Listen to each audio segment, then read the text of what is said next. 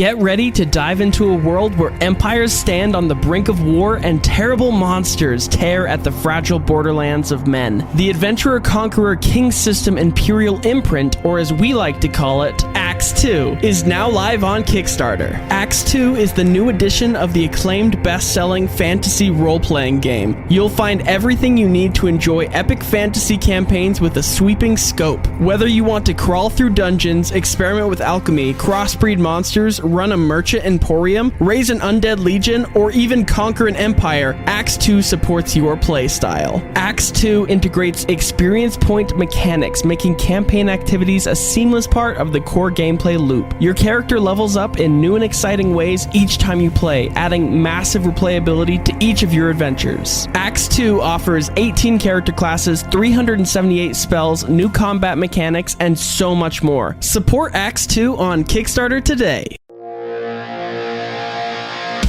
Whether you're a halfling, a giant, or somewhere in between, round the table with your friends, playing Dungeons and Dragons. And if life ever knocks you down, your dice will surely turn around.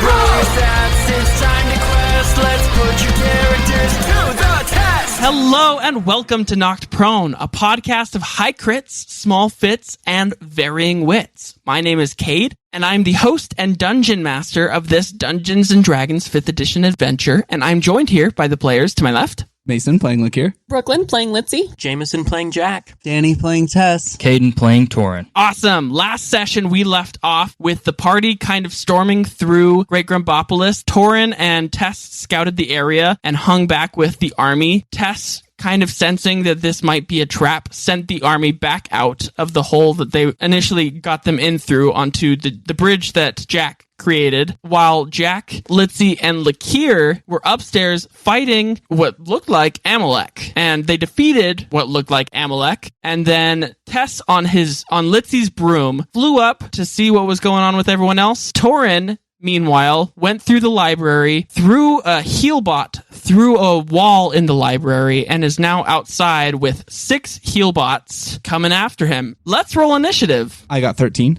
7. 5. 8.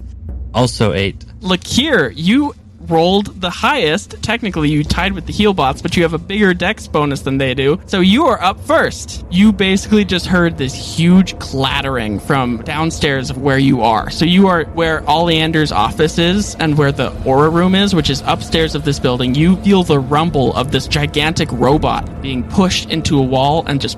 A trap? I think my father set a trap.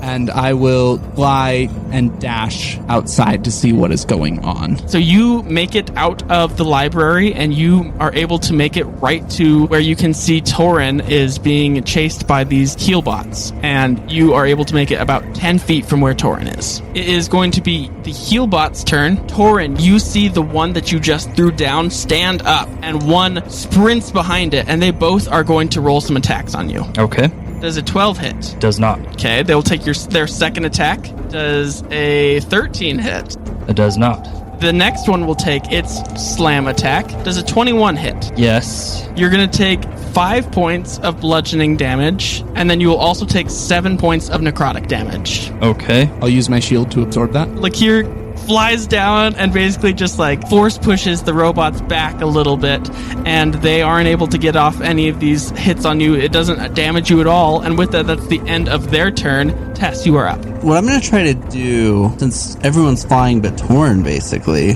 Right. is I'm going to cast Sleet Storm Okay. in the area in between the bots and Torinn. 40-foot radius, centered on a point, so I'd probably have to actually target like a little bit on top of the building. Yeah. So it just falls off the edge. Okay. 10 feet, that way it doesn't catch Torinn in its position, but it basically makes it difficult terrain, and when a creature enters the spell's area for the first time or starts its turn in there, it must make a dexterity saving throw. On a fail, it falls prone. Okay, sounds great. Torinn, you are up. These healbots just took some swings at you, and because of Lakir's projected ward, you didn't take any damage from the healbots. Okay. So I'll disengage and just gonna move 30 feet away from him. I'm gonna be holding my sombrero, my poncho poncho's flown in the wind, and I'm just like, Yeah, so you move 30 feet away from these heal bots, and since you disengage, they can't take attack of opportunities. Is that the rest of your turn? Yep. It is going to be the other heal bots' turns. They travel 30 feet, get outside, and as they get outside, they're going to need to make dexterity saving throws for Tess's Sleet Storm. 8 and a 7. Fail. They both fall prone. What's that I hear? They get knocked prone? Everyone gain a point of inspiration. Yes. They can't do anything else, so they're going to get up as their action, because of which they are still stuck in the Sleet Storm. It is going to be the other two heal bots. They're going to do dexterity saves as they also enter into Tess's Sleet Storm. Does a 6 or an 8 pass? No, sir. Oh no! Well, they're going to use their action to stand up, and with that, there are 6 heal bots who are all standing in a perfect row outside of the library, and they're all within a sleet storm, which has caused the ground to be much more slick than these robots are accustomed to, and they are not the most dexterous bunch. So they are not doing super well. But with that, Litsea, as you fly out of Oleander's office's area, I am going to need you to make a dexterity saving throw as you enter into the sleet storm. 17. 17. That saves. All right. Woo. So you agilely dodge through all of these massive pieces of hail in this sleet storm. You're able to take the rest of your action. You're standing about 10 feet away from this long line of 6 heal bots. I would like to cast Thunder Wave. This Thunder Wave is going to hit 5 of these heal bots, which means they have to make con saves. 8 and a 3, and then 8 and 7, which also don't save, and then the last one is a 5. I am changing dice. So as I'm rolling for damage, the creatures affected also get pushed 10 feet away from me as well. Technically, if they move 10 feet backwards, I'm going to count it as a d6 of fall damage, because they're going to hit the outside wall of this library you guys just exited. 7 damage. And then also roll me a d6 for fall damage. 6. Wow, So okay. that totals to 16 points of damage. 16 points of damage. You notice that in one hit, you have bloodied 5 of these heal bots. We're going to go to Jack's turn. Okay, so I'm still in the office. Yeah. Is there a balcony? So it is an open building. You know how coliseums have like a ceiling that's supported by pillars? This room is just like that. Can I just step up to the edge and see everyone below me? Yeah. Up from above, I think I'm just going to shoot some Eldritch Blasts down. Okay. 21 on the first one, That'll hit. and then 22 on the second one. I'm going to target 2 different enemies, though. 21 damage for the first one. Okay. How do you want to kill this thing? They're just going to blast it from above, so Okay, yeah. shoot an Eldritch Blast, like small little force laser beam just down through it. Okay. Awesome. And then second one, 19 points of damage. How do you kill this one? Same Same way, just- okay. Yeah. So you see 2 massive Eldritch Blasts come from above, and 2 of these heal bots drop. With that, we're going back up to Lakir. You're up. I am going to move back about 10 feet and fly about 10 feet upwards as well. And I'm going to hit the next one over with a firebolt. 26 to hit, Okay, that hits. 7 points of damage. Wonderful. You hit this heal bot for 7 points of damage. It catches on fire. After throwing the attack, I will yell at Litsea and say, just for my knowledge, are all of these things resistant to lightning, or was that something unique to Q? Would I know that, Mr. DM? Roll me a history check. I'm going to use a luck because I didn't roll well. 23. With a 23 history check, you do indeed know that lightning damage would heal these, not harm them. So it's the Healbot's turn. They're still in Tess's Sleet Storm, so they're going to roll to try and get out. Does a 18 pass and a 17 pass? Yes, they both pass. Okay. So Litsea, since you just pushed these Healbots back into the wall and you are closest to them, they are both going to come at you and swing some attacks at you. So that's going to be a 24 to hit and an 18 to hit. The 24 hits, the 18 does not. Okay, you will take 10 points of bludgeoning damage and 6 points of necrotic damage. I'll absorb 7 of that. So Lakir's ward encircles you and you feel a little better, but the second Healbot is now going to take its attacks on you. Does a 21 hit Yes. and then does a 20 hit. Yes, those hit. All right, Litsea, you are going to take 10 points of bludgeoning damage and 6 more points of bludgeoning damage, and then you will take 4 points of necrotic damage and 6 points of necrotic damage. So 26 points total damage. So I'm hurting a bit, but I'm hanging in there. I've not lost my sparkle. And with that is the end of the Healbot's turn. Tess, you are up. Tess being a little bit set off by your hag form and the purple goop wings, but I'll still cast Cure Wounds on you, trying to position so I don't end up getting hit with an attack of opportunity. Okay. And I will offer your broom back. Oh, I will gladly take my broom back. So that's 5 healing. Okay, sounds great. Torinn, you are up. Okay, I'm gonna cast Firebolt. So you cast Firebolt on one of these Healbots. Roll to hit. 18. An 18 meets their armor class. Oh, nice. That would be 11 fire damage. And I do have, I don't know if they are resistant to fire, but I am an elemental adept in fire, which would cancel out their resistance, just so you know. They are not. So yes, you hit this Healbot on the end, which has only gotten hit by Litsea's Thunder Wave, dealing a big amount of damage to it. It is looking real hurt. And with that, is that the end of your turn, Torinn? I'm gonna move even further away. Okay. Just keep my distance. Keep your distance, why be not? Nice and safe. All right, with that, it's going to be Healbots 3 and 4. I believe they're still in your Sleet Storm test, so they have to make some dex checks. Does a natural 1 pass? Okay, so what is his ad? No, I'm just kidding. Roll me a d6. 5. A huge piece of hail falls from the sky from your sleet storm and just knocks this dude onto his back. He falls prone. He is looking very, very hurt, but not quite dead. And then a 17. Does that pass? Yes, 17 passes. Okay, wonderful. So Tess, describe to me how you are standing next to Litsea. Are you covering Litsea? So I just run over and healed her, and now I'm just like standing there. If this guy's running over, I would kind of posture forward. Okay. But I don't actually have movement for it. Right, so right. just- No, I'm just asking, are you looking like you're going to defend her? Because if so, this thing's going to take attacks at you instead. I am. Okay. Does a 21 hit? Yes. Does a 23 hit? Yes. You are going to take 16 points of bludgeoning damage, as well as 13 points of necrotic damage. And I'm going to need you to make me a wild shape check. A D6? I believe so. 5 and 6, you do transform. So let's see. Ooh. Oh, with a 4, you are just able to calm Yes. the purple goop as these Healbots hit just you. a little rage rush into my eyes as they hit me, but I'm fine. I'm fine. I am enough. Yes, and with that mantra, you are totally able to control yourself. And with that, that is the end of Healbot 3 and 4's turn. Litsea, you are up. So feeling the smallest twinge of guilt for doing this to Tess, I'm going to disengage and just fly upwards on my broom, up and away from the enemies and Tess, and just float back the 50 feet from this little cluster of enemy. You fly 50 feet away from these enemies, and with that, Jack, you are up. All right, we're gonna Eldritch Blast again. The question is which two? 2 are looking super messed up, within 5 hit points of dying, and the other 2 look to be about half. I'm gonna take out one of them, not the one that's prone. Okay? 16 to hit on the first one. A 16 does not hit. That was the one for the weaker ones.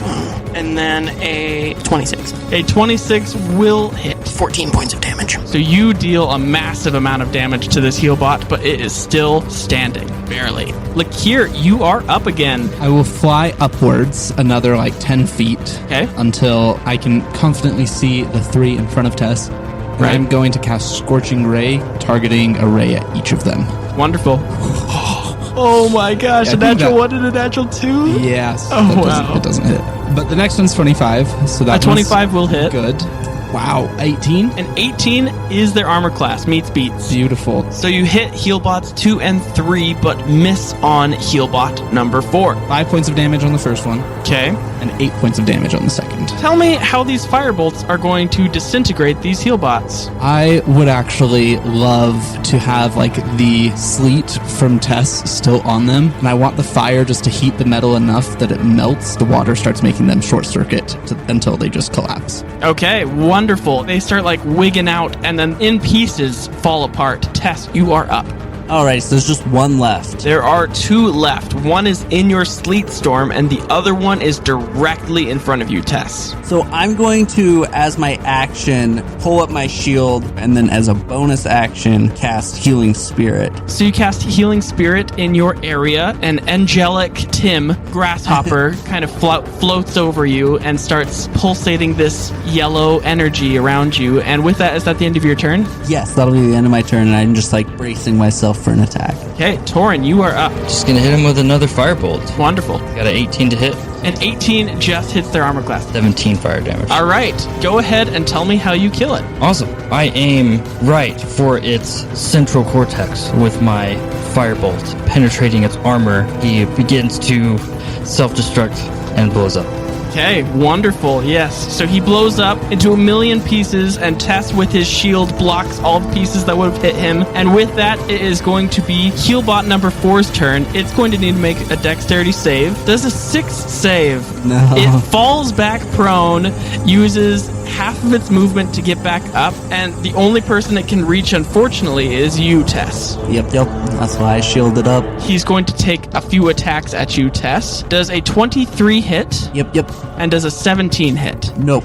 Okay, awesome. He's going to deal 9 points of bludgeoning damage plus 7 points of necrotic damage. So another 16 damage total. I'm going to need you to make me another wild shape check. And you got a 2? good. Okay. I control real well. I'm Yeah. all ready this time. So you're angry again. This Healbot is looking at you, Tess, rocking from one foot to another, looking completely out of options. Like, all of its buddies are dead. It feels the inevitable coming on.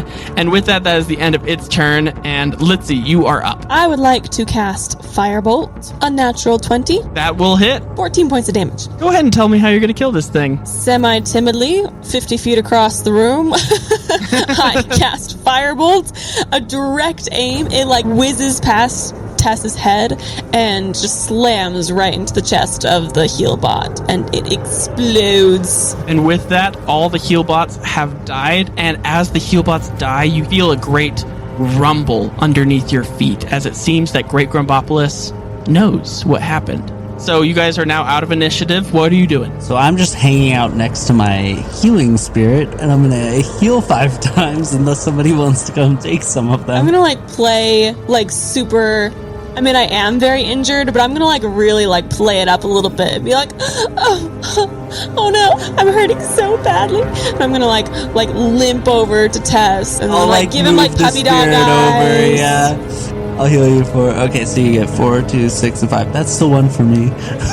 And then I'll also burn a Cure Wounds. So you guys kind of get this little like restoration party going, trying to lick your wounds a little bit after this battle, and you are standing in the center of Great Grumbopolis as Great Grumbopolis is completely barren. You guys currently have not explored the Bard's Bar, you have not explored the Shepherd's Garden, you have not explored Talkin's Mushroom, you have not explored the burnt down church, and you've semi-explored both the Artificer's Factory and the Cleric's Hive as Torinn walked past them and saw 1 copy of Amulek in each. As that battle was kind of ending, Lakir would be looking around and floating back to the ground, warning Litsea that his fly spell is about to end. Are there people, like civilians? Nobody seems to be here, around. like it's empty. Like, you know in Shrek, when Shrek and Donkey go into Duloc and nobody's around? That's basically what it's like right now. As soon as Lakir touches the ground, I'm gonna run up to him, grab him by the shoulders, and say, "Thank you for saving me. I thought I was gonna die." What are you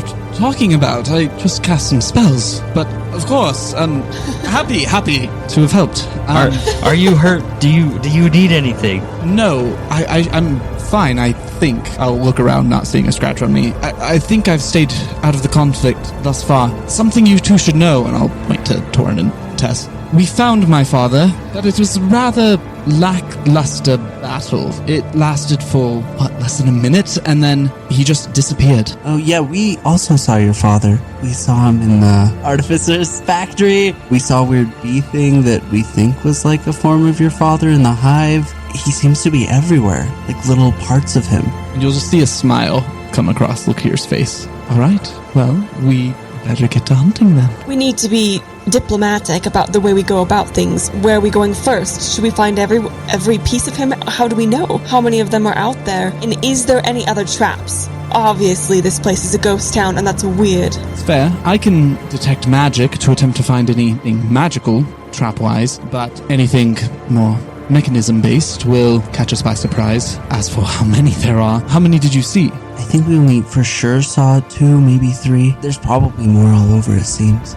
How are you doing after those heals? I'm doing all right, thank you. I'm feeling much more myself. I would also like to randomly throw out there that after we defeated that first piece of Lakir's father, Jack was in the room as, Cade, you described part of my body being taken over by more Rakshasa, more orange fur and everything, and that would be the first time you have seen that. While Jack is still up in the office, I'd like to search the desk. Okay, roll me an investigation. 11.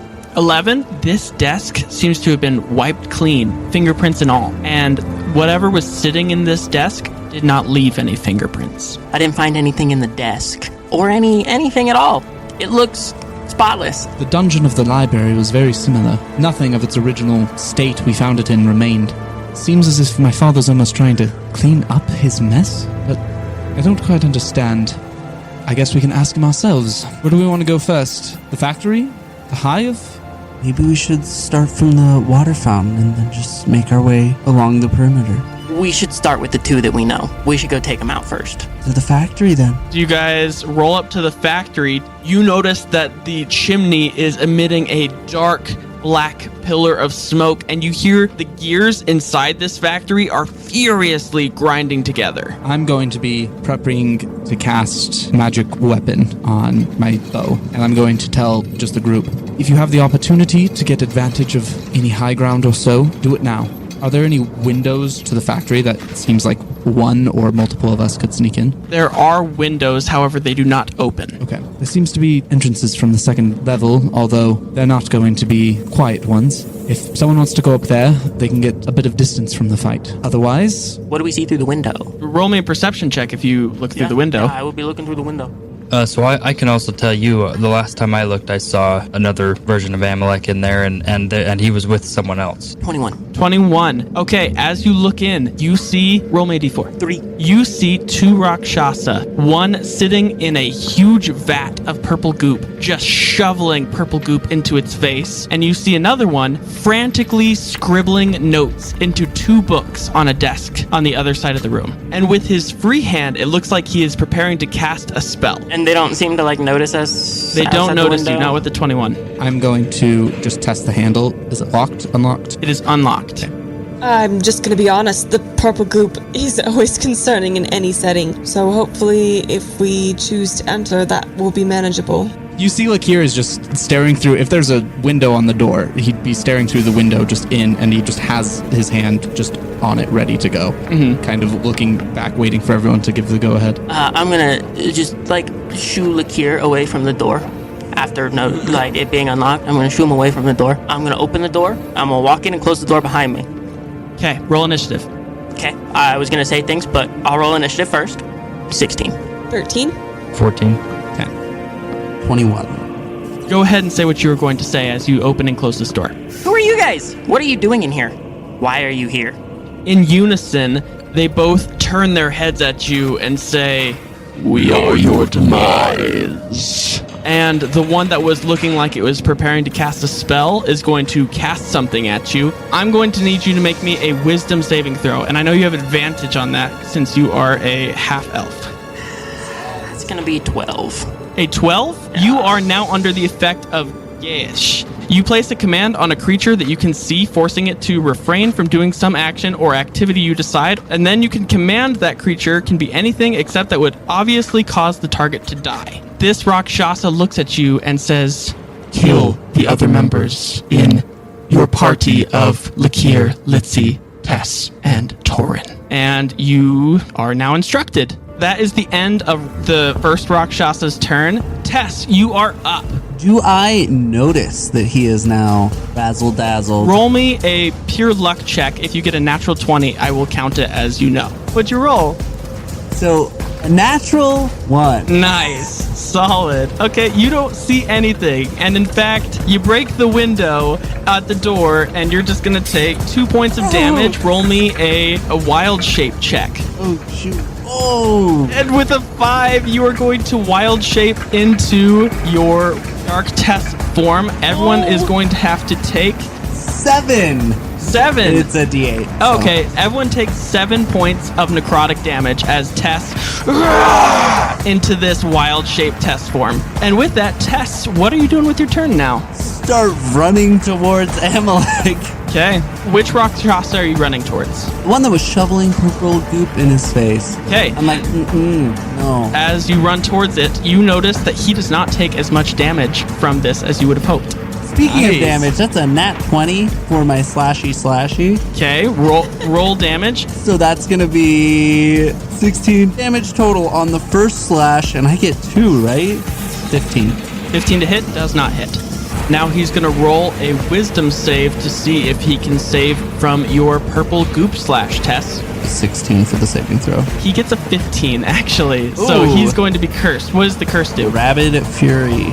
I'm going to poison him. Okay, you poison this Rakshasa who's shoveling this purple goop into his mouth, and he has disadvantage on everything going forward now. And with that, that's going to be the Rakshasa that you just hit for all this damage and is now poisoned, but he's going to take his attack against you. He has disadvantage. That will be a 26 to hit. Yeah? Yep. You are going to take 12 points of slashing damage, and it's going to roll to hit you again. Does a 19 hit. Yep. 11 points of slashing damage. And with that, that is the end of the Rakshasa's turn. Jack, you are up, and you are commanded to kill. I guess Tess is the one I'm going after. Summon the spear, my spear, and then move to stand behind Tess. Okay. But I cannot attack after summoning. You will take another d10 as you enter into the thing. Tess, roll me a d10. 7. Okay, you take Oh, no. 7 points of necrotic damage as you approach Tess with your spear. And with that, it's going to go towards Torinn, your turn. Roll me a wild magic check as I realize that you didn't do that for for firebolt before. A 19, That's on the good table, a 19. 63. You harness the power of nature and absorb all the life force from the plants 120 feet around you, gaining 8d8 hit points and 1 first level spell slot. But every plant within the radius splits into lifeless graying husks. Unfortunately, there is no plants around you, so okay. nothing happens. You are right outside the door, and the door is open from when Tess ran inside. You see Jack holding a spear up to Tess's head. Spear leveled at his back. Yeah, spear leveled at his back, and Tess flanked by this Rakshasa and Jack. Okay, I'm going to cast Suggestion on Jack. And because Torinn also has a buff to his charisma thanks to a different wild magic check, the DC save for this suggestion will be 21, Jack. 20. Stop attacking our friends and attack the bad guys. I was gonna say, yeah, does that override? For 1 round. It's not gonna fully override, but you have 2 suggestions now. You're like, just your mind's just being torn apart. I just start screaming. Torinn, is that the end of your turn? I'll have to roll wild magic for that one Yes, as roll well. me a wild magic check. 17, Okay, that's on the good table. 13. Who did you cast it on? Jack?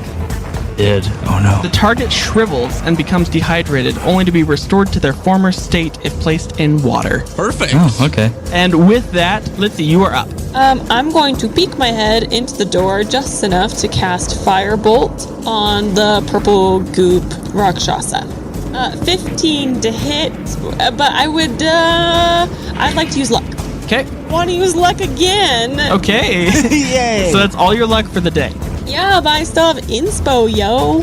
I attempt to cast Firebolt and epically fail, and so I shrink back behind Lakir and step back outside. Okay.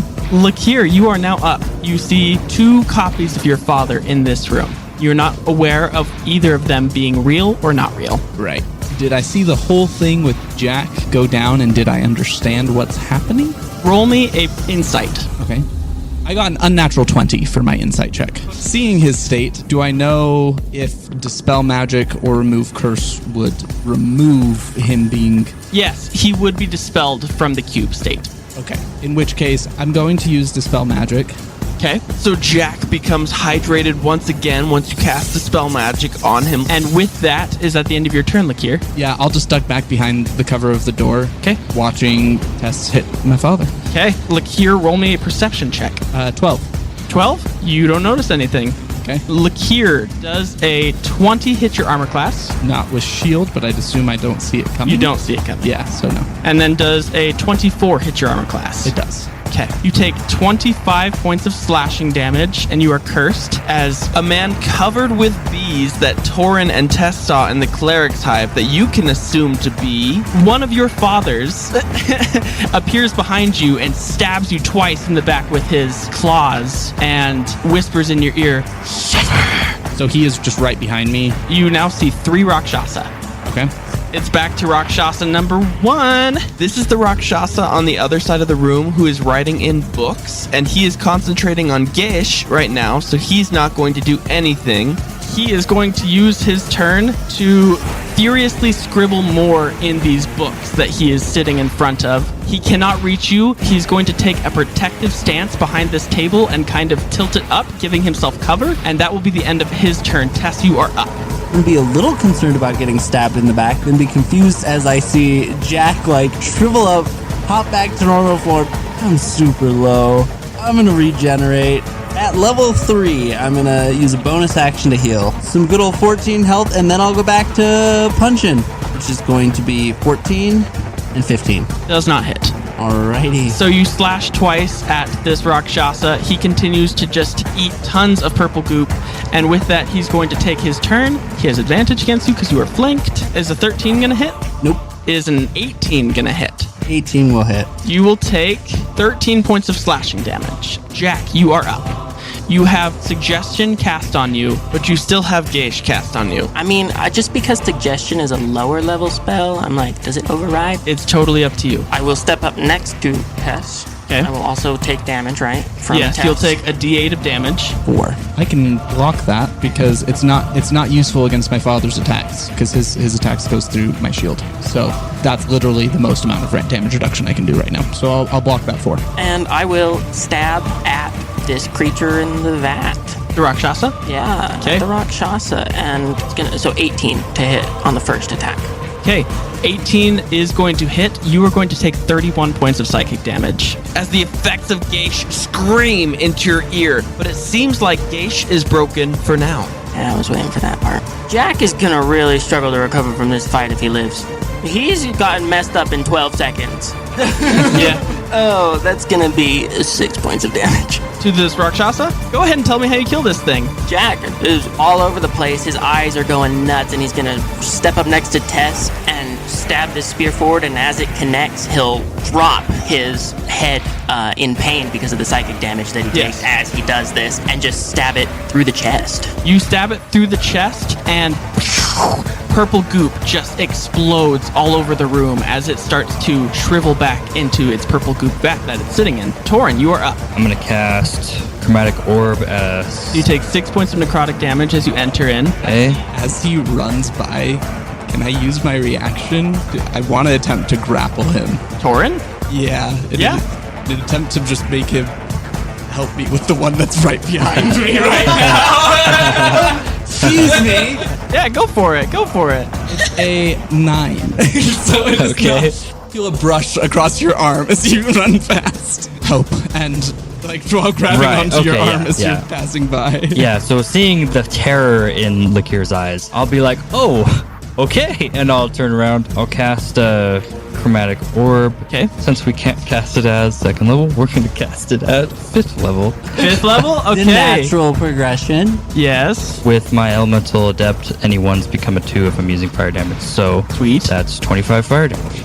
25 points of fire damage? Yeah. As a creature who lives in the 9 hells, he normally would have been immune to fire damage, but seeing that you have the fire elemental feat, you deal half damage. So that'll be half to 12. Okay. But with 12 points of damage, you deal a significant amount of damage, and this Rakshasa is so shocked that it got hurt by fire. This is a creature that came from hell. So, like, the fact that you cast fire hot enough to hurt it is significant. Wild magic. Wild magic, yep. 20 and 65. Holy cow. You call forth nature spirits to soothe the wounded. For the next minute, the intangible spirit appears in a spaced 5-foot cube you can see within your range. The spirit looks like a transparent beast. A wolf appears until the spell ends. Whenever you or the creature you can see moves into the spirit space for the first time on a turn or start turn there, you can cause the spirit to restore 1d6 to that creature. Oh, okay, perfect. Awesome. So you put the healing spirit right next to you and Lakir. Litsea, you are up.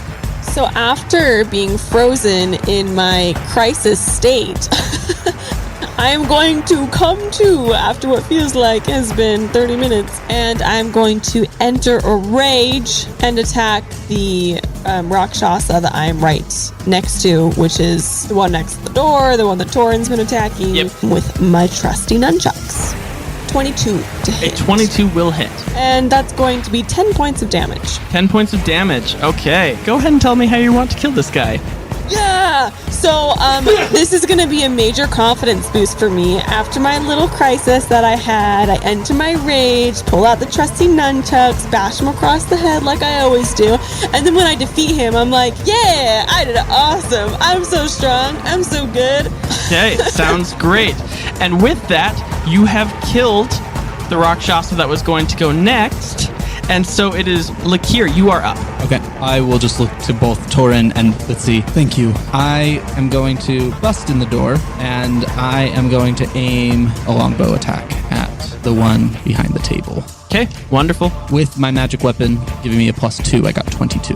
22 will hit. 7 points of damage. 7 points of damage. And then immediately after doing that, I will pop back on the other side of the doorway, but first I'm going to send my ward to Jack to protect you against of any Tess's damage. As you enter this room, though, Lakir, you notice the purple goop fountain, and in the corner of the room, you see a large box that is covered by a tarp. So as you guys kind of take a minute, there's only one left, you notice this box-shaped thing with a tarp covering it in the corner of the room. And now it's the last Rakshasa's turn. Jack, do you have 100 hit points or fewer? Seeing what is happening, can I... You can try Counterspell. I would try Counterspell because I'm familiar with this magic. Yeah. Natural 19 for 24. You cancel Power Word Pain. Oh, I'm not messing around with that crap. That is the end of that Rakshasa's turn. Tess, you are up. Tess is like clawing at him, missed a few, and then you killed him. I look at you like scream and then sprint over to the other Amulek in the room. Okay, so you dash to get there. He goes in your aura. Roll me a d8. 4. So Amulek takes 4 points of damage as he enters your aura, Tess. And with that, Jack, you are up. All right, you said it was 60 feet across this whole room? It is 60 feet the entire way across the room. Okay, so I'm going to move 20 feet and then bonus action Misty Step. Okay. Say, sorry, kid, and stab him in the back with the spear. Okay, you sneak up behind this Rakshasa and you are able to stab it with your spear. 18 on the first attack? Yes, an 18 will hit. 10. So you deal 10 points of damage to this Rakshasa. He tries to cower behind a book, but you stab him anyway, and you have another attack. He is not looking well. That was a natural 16, so 20. That will hit, yes. And tell me how you'd like to kill this creature. No, we're just gonna go straight through the chest. You stab into this Rakshasa, straight into its chest, and it explodes in a confetti of purple goop, and there seem to be no enemies in the room. You see, as he explodes, you are now face to face with Tess, who is angrily ready to slash and just huffs. As you guys seem to be out of initiative, you hear a very mocking slow clap in the corner of the room. You see the tarp that is covering this cube be torn from it. You see Amulek, half Rakshasa, half human. Litsea, you are now 90% Rakshasa. So is he half Rakshasa? He is still half Rakshasa, but you are 90% Rakshasa right now. And as he tears this tarp off of this crate, you see Oleander has been drained entirely of blood. The entire time you guys were fighting, Amulek has been drinking from Oleander's unicorn blood, which you guys know is a cause for immortality. He casts Heal on himself. And with that, I believe that's where we're going to end our session for tonight. My name is Cade, and I'm the host and dungeon master of this Dungeons & Dragons 5th edition adventure, and I'm joined here by the players to my left. Mason playing Lakir. Brooklyn playing Litsea. Jameson playing Jack. Danny playing Tess. Caden playing Torinn. Thank you so much for joining us tonight as we start to ramp up to the Campaign 1 finale. But never fear, Campaign 2 is here. We will be recording Campaign 2 immediately after the ending of Campaign 1, so look out for that within the next month or so. And a huge shout out to our Patreons again, who make every single episode of Knocked Prone possible. If you want to check out all the awesome perks that our Patreon supporters get, go over to patreon.com/knocked. And we hope that you remember when life knocks you flat on your back, all you got to do is keep rolling, and we hope you have a wonderful rest of your day.